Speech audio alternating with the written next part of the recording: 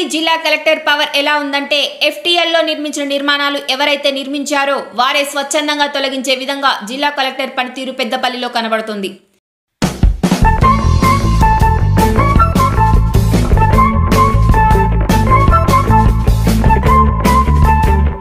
పెద్దపల్లి జిల్లా కలెక్టర్ కోయ శ్రీహర్ష హైడ్రాపై పెద్దపల్లి జిల్లాలో ప్రత్యేక దృష్టి సారించడంతో హైదరాబాద్ తర్వాత మొదటిసారిగా పెద్దపల్లి మున్సిపల్ పరిధిలోని బందంపల్లి చెరువు సమీపంలో హైడ్రా కూల్చివేతలు జరిగాయి.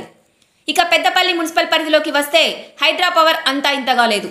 ఎఫ్టీఎల్ బఫర్ జోన్లలో నిర్మాణాలు చేపట్టిన రియల్ ఎస్టేట్ వ్యాపారుల గుండెల్లో హైడ్రా నిద్రపోతుందనడానికి ఇదే నిదర్శనంగా కనిపిస్తుంది.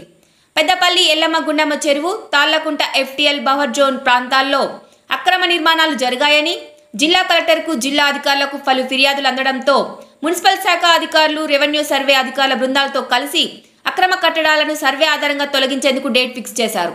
అధికారులు కూల్చేస్తారని లీక్ కావడంతో రియల్ ఎస్టేట్ వ్యాపారులు సోమవారం రోజున ఎఫ్టీఎల్ పరిధిలో వెంచర్ చుట్టూ ఏర్పాటు చేసిన కాంపౌండ్ను గుట్టు చప్పుడు కాకుండా వారే తొలగించి అధికారులకు పనిభారం తప్పించారు.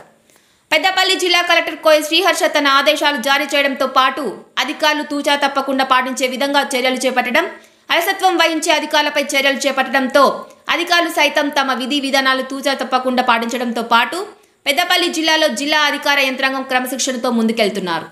పెద్దపల్లి మండలంలోని గ్రామీణ ప్రాంతాల్లో చెరువులకు చెరువులే మాయం చేసి భూబకాసురులు కబ్జాలకు పాల్పడినట్లు జిల్లా అధికారులకు పెద్ద మొత్తంలో ఫిర్యాదులు అందుతున్నట్లు తెలుస్తోంది.